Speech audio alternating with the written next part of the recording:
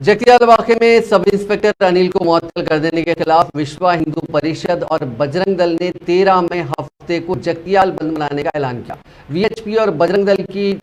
जगतियाल शाख ने इस सिलसिले में एक पोस्टर जारी करते हुए मुख्तलिफ हिंदू तंजीमों से अपील की कि वह हफ्ते के रोज उनके बंद को कामयाब बनाएं जो एसआई अनिल की मुअत्तली को बहाल करने के मुतालबे में मनाया जा रहा है। उन्होंने कहा कि आरटीसी बस में एक कमजोर तबके से ताल्लुक रखने वाली हिंदू खातून पर हमला करते हुए उसे मजहबी रंग दिया गया और इस खातून के शोहर जो सब इंस्पेक्टर हैं उनके खिलाफ एमआईएम ने मुजाहरा करते हुए उन्हें मुअत्तल करवाया। जफरानी तंजीमों के कायदीन ने कहा कि आरटीसी बस में जो वाकया पेश आया था उसमें सिर्फ एक तबके की जानिब से लगाए गए इल्जाम की बुनियाद पर एसआई को मुअत्तल किया गया, जबकि इस वाकये के बाद बस ड्राइवर, कंडक्टर